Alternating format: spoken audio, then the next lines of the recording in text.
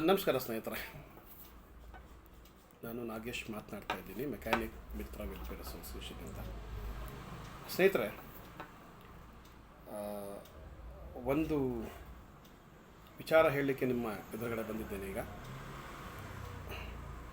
Mechanic ಮಿತ್ರ welfare association committee ಸದಸ್ಯರಾಗಿ ಕಾರ್ಯನಿರ್ವಹಿಸ್ತಿರುವಂತಹ ನಮ್ಮ ವೆಂಕಟೇಶ್ರವರು ಜಂಟಿ ಕಾರ್ಯದರ್ಶಿಯಾಗಿ ಕೆಲಸ ನಿರ್ವಹಿಸ್ತಾ ಇದ್ದಾರೆ. ಟ್ರ್ಯಾಕ್ ಬೈಕ್ಸ್ ಗ್ಯಾರೇಜಿನ ಓನರ್ ಇದ್ದಾರೆ ವೆಂಕಟೇಶ್ ಅವರಿಗೆ ಮೊನ್ನೆ ಲಾಸ್ಟ್ ಭಾನುವಾರ ಒಂದು ಆಕ್ಸಿಡೆಂಟ್ ಆಗಿದೆ. ಆ ಒಂದು ಆಕ್ಸಿಡೆಂಟ್ ಆದ ಸಂದರ್ಭದಲ್ಲಿ ಅವರ ತಲೆಗೆ ಬಲವಾದ ಪೆಟ್ಟು ಬಿದ್ದಿದೆ.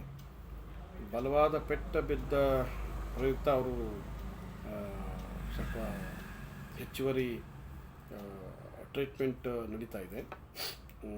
ಕನ್ನಿಗ್ಯಾಮ್ ರಸ್ತೆಯ ವಿಕ್ರಮ್ ಹಾಸ್ಪಿಟಲ್ನಲ್ಲಿ ಟ್ರೀಟ್ಮೆಂಟ್ ನಡೀತಾ ಇದೆ ಇವರೇ. ಜೊತೆಗೆ ನಾವು ಕಮಿಟಿ ಸದಸ್ಯರೆಲ್ಲ ಅದನ್ನ ಹೋಗಿ ನೋಡಿ ಎಲ್ಲ ಆಗಿದೆ. ಅದು ಸಂಬಂಧಪಟ್ಟಂತೆ ತುಂಬ ವಿಷಾದ ಆಯಿತು. ಅಂದರೆ ಒಂದು ಆಗಬಾರ್ದಾಗಿತ್ತು. ಆಕ್ಸಿಡೆಂಟ್ ಆಗೋ ಮುಖಾಂತರ ಸ್ವಲ್ಪ ಜಾಸ್ತಿನೇ ಪೆಟ್ಟಾಗಿದೆ ತಲೆಗೆ. ಜೊತೆಗೆ ನಾವು ಕಮಿಟಿ ಸದಸ್ಯರೆಲ್ಲ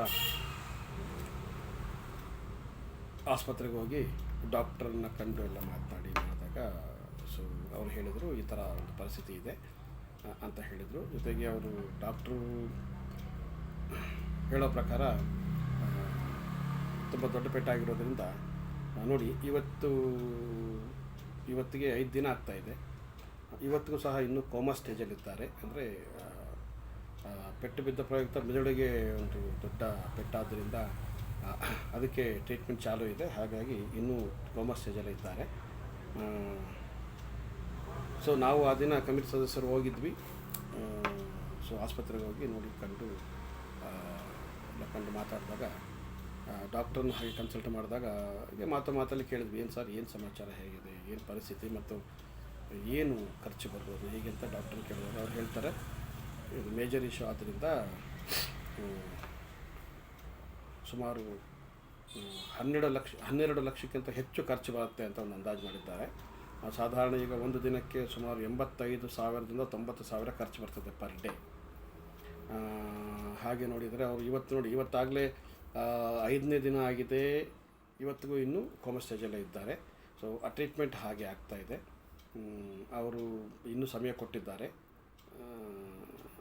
ಜೊತೆಗೆ ನಾವು ಆ ದಿನ ಕಮಿಟಿ ಸದಸ್ಯರು ಎಲ್ಲರೂ ಸುಮಾರು 13 ಜನ ನಾವು ಕಮಿಟಿ ಸದಸ್ಯರು ಸೇರಿ ಒಂದು 50,000 ಹಣವನ್ನು ಅವತ್ತು ಕೊಟ್ಟಿದ್ದೇವೆ. ಆ ಸಂದರ್ಭಕ್ಕೆ ಉಪಯೋಗ ಆಗಬೇಕು ಅನ್ನೋದು. 50,000 ಏನೂ ಅಲ್ಲ. ಆ ಸಂದರ್ಭಕ್ಕೆ ಆಗ್ತಿರುವಂಥ ಒಂದು ಖರ್ಚಿಗೆ ವಿಚಾರ ಮಾಡಿದಾಗ ಅದು ಏನೂ ಅಲ್ಲ. ಆದರೂ ಆ ತಕ್ಷಣಕ್ಕಷ್ಟು ನಮ್ಮಿಂದ ಸಪೋರ್ಟ್ ಮಾಡಲಿಕ್ಕೆ ಸಾಧ್ಯ ಆಯಿತು. ಜೊತೆಗೆ ಸ್ನೇಹಿತರೆ, ನಿಮ್ಮಲ್ಲಿ ಅರಿಕೆ ಮಾಡ್ಕೊಳ್ಳೋದೇನು ಅಂದರೆ, ನಮ್ಮ ಒಬ್ಬರು ಜೊತೆಗಾರರು ಮೆಕ್ಯಾನಿಕ್ಕು, ಅವರಿಗೆ ಈ ಥರದೊಂದು ಸಮಸ್ಯೆ ಆದಾಗ ಡಾಕ್ಟರ್ ಹೇಳೋ ಪ್ರಕಾರ ಸುಮಾರು 12 ಲಕ್ಷಕ್ಕಿಂತ ಹೆಚ್ಚು ಖರ್ಚು ಅಂತಂದಾಗ ಅವರ ಕುಟುಂಬಕ್ಕೂ ಅಷ್ಟನ್ನು ನಿಭಾಯಿಸೋದು ಕಷ್ಟ ಆಗ್ತದೆ. ಯಾಕಂದರೆ ನಿಮಗೆ ಗೊತ್ತು, ಒಬ್ಬರು ಮೆಕ್ಯಾನಿಕ್ ಆದವರ ಲೈಫ್ ಹೇಗಿರುತ್ತೆ, ಅವರ ಅರ್ನಿಂಗ್ ಹೇಗಿರುತ್ತೆ, ಮತ್ತು ಅವರಿಗೆ ಅವರ ಜೀವನ ಮಾಡಲಿಕ್ಕೆ ಯಾವ ರೀತಿ ಆಗುತ್ತೆ ಅನ್ನೋದೆಲ್ಲ ನಿಮಗೆ ಗೊತ್ತಿರುತ್ತೆ. ಇಂಥ ಸಂದರ್ಭದಲ್ಲಿ ನಾವು ಒಬ್ಬ ಜೊತೆಗಾರ ಮೆಕ್ಯಾನಿಕ್ಕಾಗಿ ಈ ವೃತ್ತಿಯಲ್ಲಿ ನಾವು ಎಲ್ಲರೂ ನಿಭಾಯಿಸ್ತಿದ್ದೀವಿ. ಹಾಗಾಗಿ ಇಂಥ ಸಂದರ್ಭದಲ್ಲಿ ನಾವು ನಮ್ಮ ಕೈಲಾದ ಸಹಾಯ ಮಾಡಬೇಕಾಗಿ ಬರುತ್ತೆ ಅಂತ ಅಂದ್ಕೊಳ್ತೀವಿ. ಈ ಒಂದು ವಿಚಾರವನ್ನು ನಿಮ್ಮ ತನಕ ತೆಗೆದುಕೊಂಡು ಬಂದಿರುವಂಥ ಉದ್ದೇಶ ಏನು ಅಂತಂದರೆ, ಈಗ ಅಲ್ಲಿ ಆಗ್ತಿರುವಂಥ ಖರ್ಚಿಗೆ ನಿಮ್ಮೆಲ್ಲರ ಒಂದು ಸಹಕಾರ ಕೇಳ್ತಾ ಇದ್ದೀವಿ. ನೀವು ಸಹ ನಿಮ್ಮ ಕಡೆಯಿಂದ ಆಗುವಂಥ ಒಂದು ಸಹಾಯ ಮಾಡಬೇಕಂತ ಕೇಳ್ಕೊತಾ ಇದ್ದೀವಿ. ಒಂದು ಸಂಘಟನೆ ಮುಖಾಂತರ ಒಬ್ಬ ಸಂಘದ ಸದಸ್ಯರಾಗಿ, ಕಮಿಟಿ ಸದಸ್ಯರಾಗಿ ಇಂಥ ಒಂದು ಸಂದರ್ಭ ಬಂದಾಗ ನಾವೆಲ್ಲರೂ ಒಟ್ಟುಗೂಡಬೇಕಾಗಿ ಬರುತ್ತೆ. ಹಾಗಾಗಿ ನಿಮ್ಮಲ್ಲಿ ನಾನು ಅರಿಕೆ ಮಾಡ್ಕೊಳ್ತಾ ಇದ್ದೇನೆ. ನಿಮ್ಮ ಕೈಲಿ ಆದಷ್ಟು ಏನೋ ಒಂದು ಹಣ ಸಹಾಯ ಬೇಕು ಅಂತ ಕೇಳ್ತಾ ಇದ್ದೀವಿ. ಅದು ಅಷ್ಟು ಅಂತ ಏನಲ್ಲ, ನಿಮ್ಮ ಅನುಕೂಲಕ್ಕೆ ತಕ್ಕಂತೆ ಅಂಥ ಒಂದು ಸಂದರ್ಭ ಬರಬಾರ್ದು, ಆದರೆ ಬಂದುಬಿಟ್ಟಿದೆ.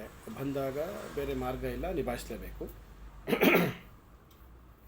ಹಾಗಾಗಿ ದಯವಿಟ್ಟು ನೀವು ನಿಮ್ಮ ಕೈಲಾದ ಸಹಾಯ ಮಾಡಿ ಅಂತ ನಾವು ಕೇಳ್ಕೊತೀವಿ. ಹಾಗೆ ಸಹಾಯ ಮಾಡಬೇಕಂತ ನೀವು ಆಲೋಚನೆ ಮಾಡಿದಾಗ ಅಸೋಸಿಯೇಷನ್ ಬ್ಯಾಂಕ್ ಅಕೌಂಟ್ಗೆ ಸಂಬಂಧಪಟ್ಟಂತೆ ಒಂದು ಸ್ಕ್ಯಾನರನ್ನು ನಾವು ಈ ವಾಟ್ಸಪ್ ಮುಖಾಂತರ ನಿಮಗೆ ನಾವು ಸೆಂಡ್ ಮಾಡಿರ್ತೀವಿ. ನೀವು ಯಾರು ಸಹಾಯ ಮಾಡಲಿಕ್ಕೆ ಇಚ್ಛಿಸ್ತೀರಾ ಅವರು ಆ ಒಂದು ಸ್ಕ್ಯಾನರ್ಗೆ ನೀವು ಹಣ ಹಾಕ್ಬೋದು. ಹಣ ಹಾಕಿದ ಮೇಲೆ ನೀವು ಅದು ಸಂಬಂಧಪಟ್ಟ ಒಂದು ಸ್ಕ್ರೀನ್ಶಾಟನ್ನು ಕಳಿಸ್ಬೇಕಾಗಿ ಬರುತ್ತೆ ನಿಮ್ಮ ಹೆಸರು ಜೊತೆಯಲ್ಲಿ. ಆ ಸ್ಕ್ರೀನ್ಶಾಟನ್ನು ನೀವು ಕಳಿಸುವಾಗ ವಾಟ್ಸಪ್ ಮುಖಾಂತರ ನಿಮ್ಮ ಹೆಸರನ್ನು ಸಹ ಮೆನ್ಷನ್ ಮಾಡಿ ಕಳಿಸಿ. ಇದು ನಮ್ಮ ರಿಕ್ವೆಸ್ಟು. ಸೊ ದಯವಿಟ್ಟು ನಿಮ್ಮ ಕೈಲಿ ಎಷ್ಟು ಸಾಧ್ಯವೋ ಅಷ್ಟನ್ನು ಸಹಾಯ ಮಾಡಬೇಕಂತ ಕೇಳ್ಕೊತೀವಿ. ಯಾಕಂದರೆ ಖರ್ಚು ಬಹಳ ದೊಡ್ಡದಿದೆ.